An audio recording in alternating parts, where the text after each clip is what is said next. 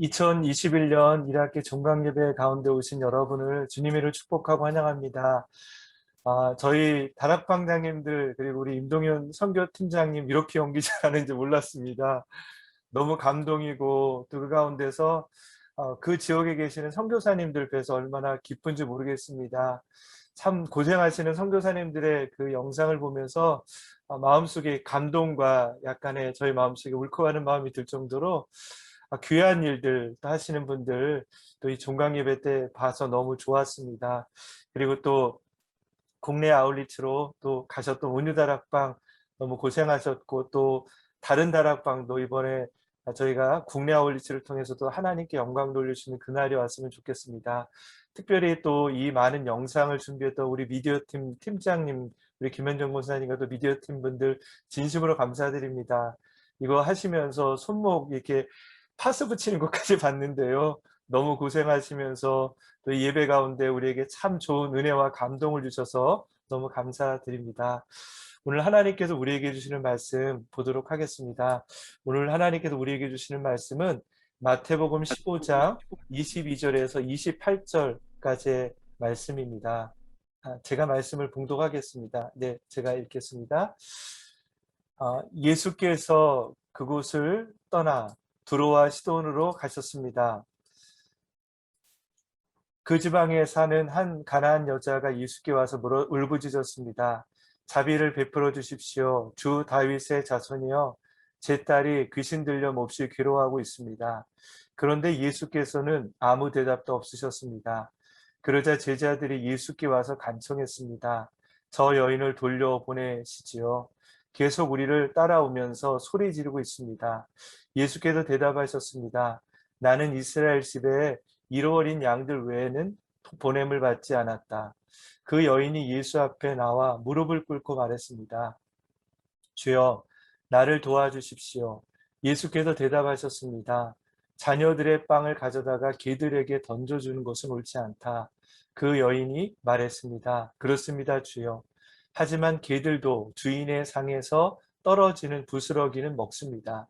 그제 예수께서 여인아, 내 믿음이 크구나. 내 소원대로 될 것이다 라고 대답하셨습니다.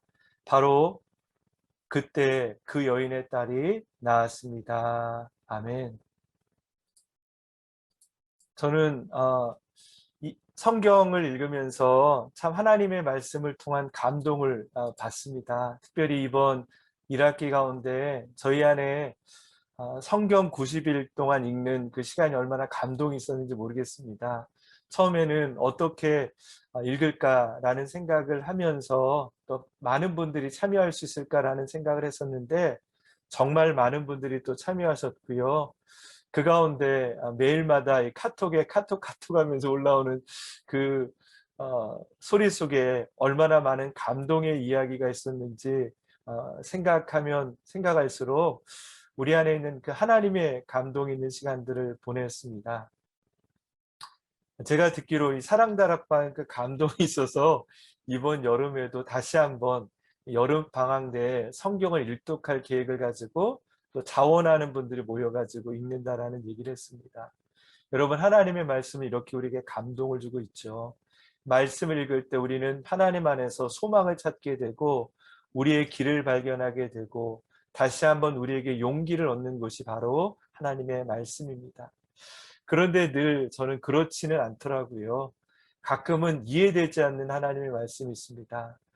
가장 대표적인 것이 아담과 하와에게 왜 선악과를 주었느냐라는 거죠.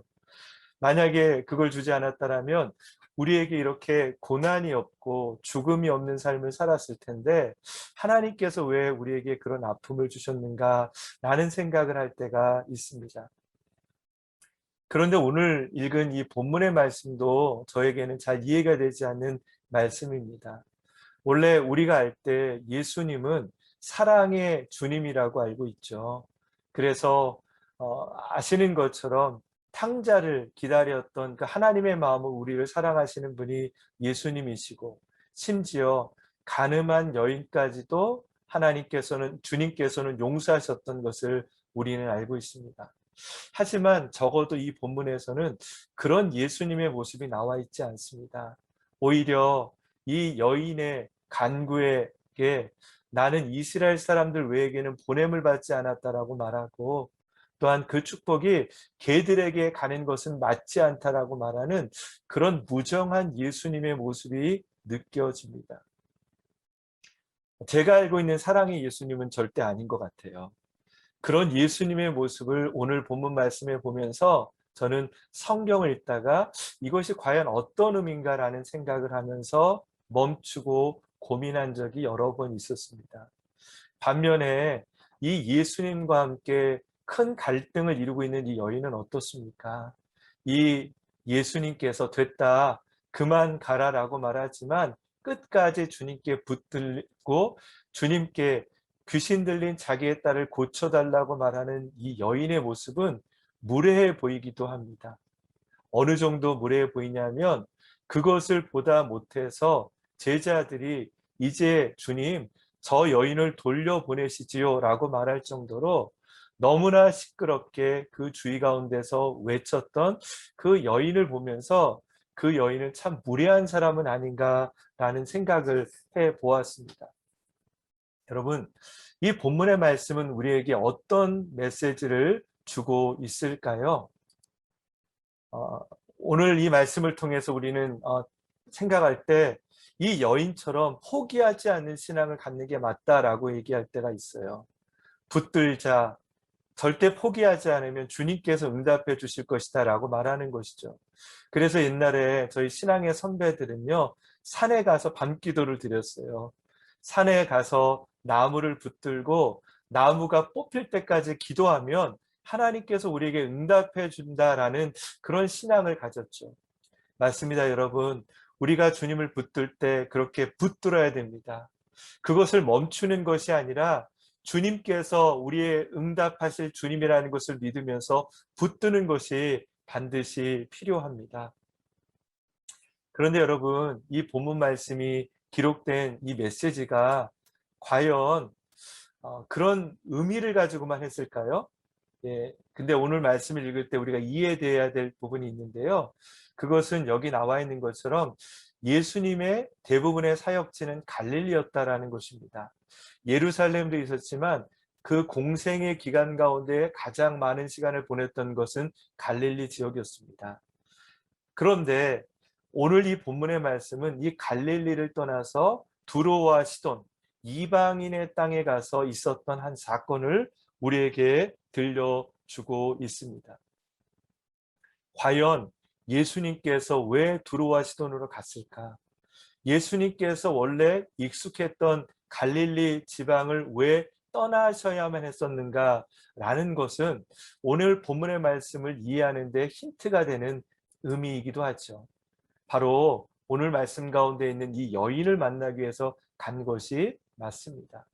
왜냐하면 두로와 시돈에서 다른 일들은 주님께서 하신 게 기록되어 있지 않기 때문인 것입니다. 이 여인을 위해서 주님은 가신 것입니다. 물론 이 여인이 주님을 향해 나를 긍휼히 여겨주십시오라고 말할 때 외면하는 것처럼 보여지지만 주님은 이 여인을 위해서 이 여인의 딸을 고쳐주기 위해서 이 두로와 시돈 땅에 갔던 것입니다. 저는 이 말씀을 읽으면서 다시 한번 제가 처음에 질문했던 그 질문으로 돌아오게 됩니다. 왜 내가 그 주님의 마음을 알지 못했을까? 두로와 시돈 땅에 가서 이 여인을 고치기 위해서 단지 이 여인을 만나기 위해서 두로와 시돈 땅에 갔던 그 주님의 마음이 왜 나에게 처음 느껴지지 않았을까라는 생각을 하면서 이 말씀에 다시 한번 고민해 봤습니다. 바로 그것은 하나님의 마음을 제가 못 느끼고 있기 때문이다라는 생각을 했어요. 단지 오늘 말씀에 이 여인에게 무뚝뚝하게 대하는 그 주님의 행동을 보고 마치 주님이 사랑이 없는 것처럼 말하는 제 자신을 발견한 것이죠. 여러분, 그러나 주님은 두로와 시돈의 땅에 갔던 이유는 이 여인을 위해서 갔던 것입니다. 마찬가지로 주님께서는 하나님의 아들, 참 하나님이셨지만 인간을 위해서 이 땅에 오신 것이죠.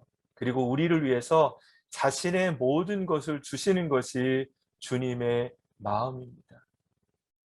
한 사람을 이해하려면요, 그 사람의 마음을 이해하지 못하면 그가 어떤 말을 해도 그것을 왜곡할 수 있는 것이 저라는 것을 발견했습니다.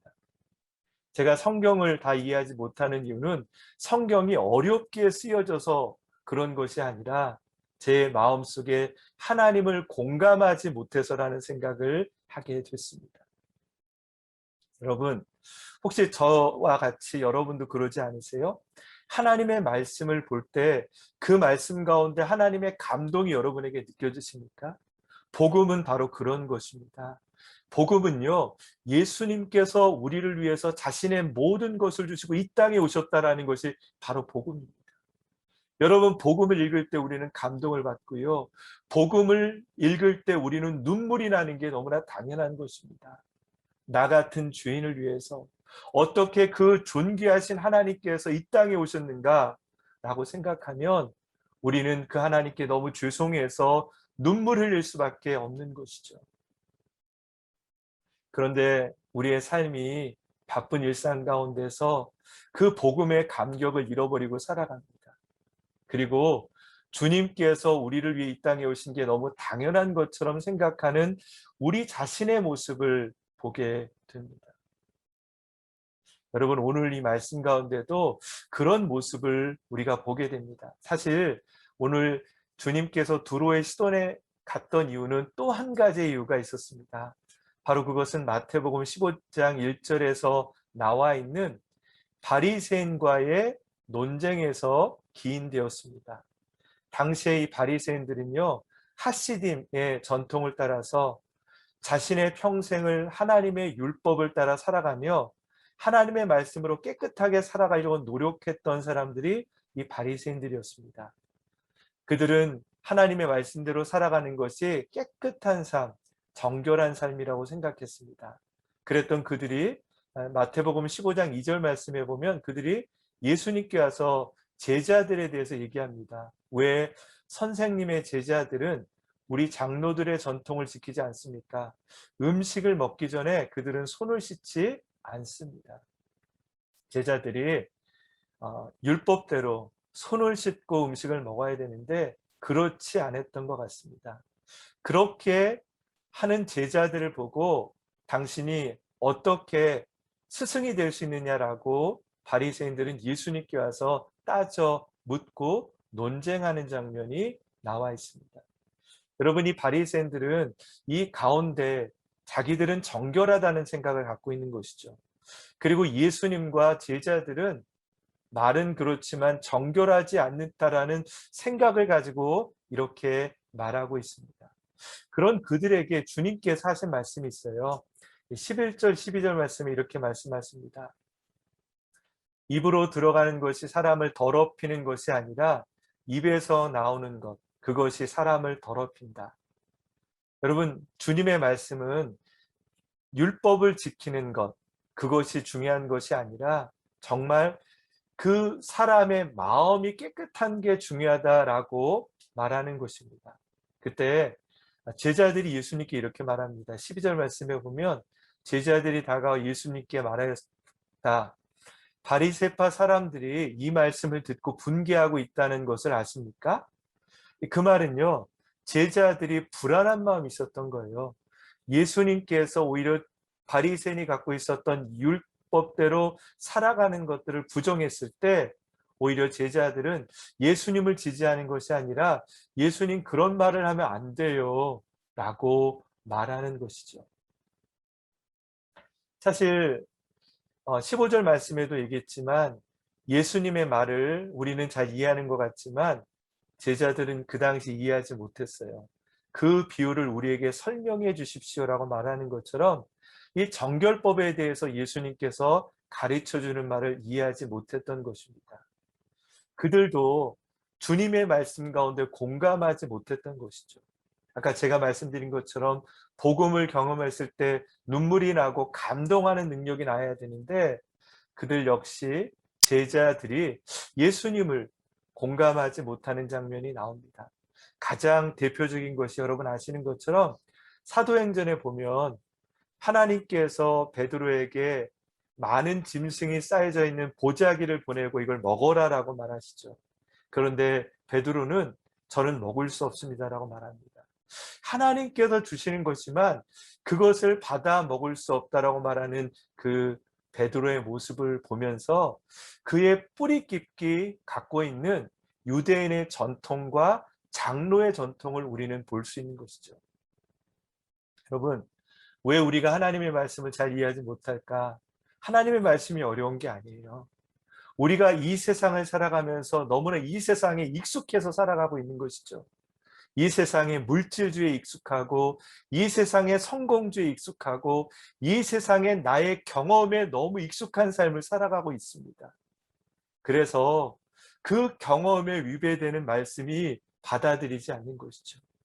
하나님의 말씀을 듣고 아멘 아멘 하지만 내 삶 가운데에서는 여전히 내가 갖고 있는 성공의 방식대로, 물질의 방식대로, 내가 원하는 방식대로 살아가는 모습이 여전히 우리에게 있지는 않는지요.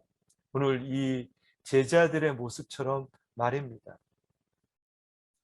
그런 제자들을 데리고 주님께서 두로와 시돈의 지역으로 가십니다. 바로 그곳에서 만났던 이 가나안 여인은요, 바리새인과는 전혀 다른 가장 부정한 사람이었습니다. 왜냐하면 그는 이방인이었죠. 그리고 남자보다 당시의 문화로 조금 못한 여인이었습니다. 그리고 그에 따른 귀신이 들렸어요. 여러분 아시는 것처럼 이 여인이 귀신이 들렸던 것, 딸이 귀신이 들렸다라는 것은 부모의 죄 때문에 그럴 수 있는 것이죠. 그런 면에서 볼 때 이 여인은 바리새인의 정통, 정결법으로 볼 때는 가장 더러운 여인이고 죽어야 될 여인이기도 합니다. 하지만 여러분 오늘 이 말씀의 결론을 우리가 알고 있죠. 주님은 그를 향해서 가장 큰 믿음을 가진 자라고 칭찬하시는 장면이 감동스럽게 나타납니다. 이렇게 말씀하십니다. 그제야 예수께서는 여인아, 내 믿음이 크구나. 내 소원대로 될 것이다 라고 대답하셨습니다. 그리고 바로 그때 그 여인의 딸이 나았습니다. 여러분 이 말을 듣기까지 여인은 예수님에게 수모를 당했습니다. 나는 이스라엘 사람에게 보냄을 받았다. 내 축복을 개들에게 던져지는 것은 옳지 않다라는 그런 수모를 당했지만 여전히 이 여인은 주님께 나가서 자신이 원하는 것을 간구하는 그 장면을 보면서 주님은 그 여인에게 내 믿음이 크도다라고 말씀하셨습니다. 여러분, 바리새인이 볼 때는 율법을 따라 사는 게 정결하다고 생각해요. 근데 여러분 오늘 이 여인은 어떻게 정결해졌을까요? 여기 나와 있는 말씀처럼 그 여인의 믿음으로 정결케 된 것입니다. 그 여인은 율법대로 살지 않는 사람이에요. 그 여인은요, 율법을 심지어 알지도 못합니다. 하지만 그 여인이 아는 이름이 있어요. 예수 그리스도 다윗의 아들이었습니다. 그리고 그 아들, 다윗의 아들 예수 그리스도를 붙들고 기도하고 있습니다. 주님, 나를 불쌍히 여겨 주십시오. 주님, 제발 나를 불쌍히 여겨 주십시오라고 말하는 이 여인의 모습을 우리는 보게 됩니다. 여러분, 우리가 아는 것 때문에 우리가 복을 누려야 되는데 오히려 우리가 아는 것 때문에 잘못된 길로 갈 때가 있어요. 아까 제가 말씀드린 것처럼 세상의 상식과 경험과 성공의 방식들, 정말 우리를 온전케 하는 것이 무엇인지를 다시 한번 돌아보기를 원합니다. 바로 그것은요, 예수 그리스도라는 것이죠. 다시 한번 제가 첫 번째 질문으로 돌아가겠습니다. 주님께서 왜 두로와 시돈 땅으로 가셨습니까? 우리가 알고 있는 것처럼 그 여인을 구원하고 그 여인의 딸을 고쳐주기 위해서 가신 것도 있지만 동시에 또 하나의 이유는 여전히 하나님의 말씀의 말을 이해하지 못하는 제자들을 위해서 두로와 시돈 땅으로 간 것입니다. 그리고 바리새인이 가장 부정하다고 생각했던 여인을 통해서 참된 삶이 무엇인지를 보여주고 있습니다. 저는 이 말씀을 묵상하면서 최초의 선교를 떠났던 분은 주님이라는 생각을 하게 됩니다. 갈릴리, 이스라엘 땅이 아니라 바로 이방인의 땅에 가서 하나님의 복음을 나누셨던 주님. 바로 주님은 우리에게 최초의 선교사이셨습니다. 그런데 그 선교사 주님과 함께 갔던 제자들은 그곳에서 자신이 가지고 있던 상식이 또한 자기가 갖고 있던 율법의 지식이 깨어지기 시작했던 것이죠. 저는 저희 온누리교회에서 선교를 왜 가야 하느냐라는 것을 얘기한다라면 바로 선교는 하나님의 마음과 계획을 깨닫기 위함이라고 생각합니다. 언제나 우리는요, 우리의 생각에 갇혀서 살아갑니다. 그리고 내 생각이 옳다라고 생각하고 내 생각이 맞다라고 생각할 때가 너무 많습니다. 마치 오늘 제자들이 또한 바리새인이 예수님께 물어보았던 것처럼 말이지요. 하지만 여러분, 이 두로와 시돈 땅에 가서 이 제자들은 참 하나님의 마음을 알았습니다. 어떤 사람이 정결한 사람인 줄 알았습니다. 오늘도 이 영상을 통해서 선교지에 계시는 선교사님들 영상만 봐도요, 다시 한번 우리의 마음, 제 마음을 가다듬게 됩니다. 열심히 살아야지. 이게 정답이 아닌 걸 깨닫게 돼요. 열심히 사는 것보다 더 중요한 게 하나님을 위해서 살아야지. 하나님의 영광을 위해서 살아야지. 오직 이 땅 가운데 하나님의 나라가 임하기를 원합니다. 이것이 우리의 삶의 계획이고 중심이어야 된다는 것을 다시 한번 깨닫게 됩니다. 예전에 우리 하영조 목사님께서 그런 얘기를 많이 하셨던 것 같아요. 선교에 대한 이야기를 할 때 선교 때문에 오늘 이렇게 큰 교회가 됐다는 말씀을 하셨었어요. 선교 때문에 많은 사람을 선교사로 보내야 되는 2천만의 선교사의 비전 때문에 하나님께서 오늘 이렇게 크게 만드셨다라는 말씀을 하세요. 우리의 계획과 우리의 노력이 아니라 우리를 이끄시는 분은 하나님이라는 것을 선교를 통해 우리는 배우게 되는 것이죠. 사랑하는 여러분, 이번 여름을 통해서 국내외를 통해 시골과 또한 또 해외를 통해서 하나님의 마음을 깨닫는 시간들이 우리 강남비 공동체 가운데 있길 원합니다. 너무 감사한 것은 이번 한 학기 가운데도 하나님께서 우리를 지켜주심을 통해 이렇게 잘 보냈습니다. 바쁜 일상 가운데 또 한번 멈춰서 하나님의 마음을 돌아보게 됩니다. 우리를 사랑하시는 하나님, 그리고 우리를 하나님의 계획으로 이끌어주시는 그 하나님. 사랑하는 우리 강남비 공동체 여러분, 저와 여러분의 인생 가운데 오직 하나님만 높이는 인생이 되길 원합니다.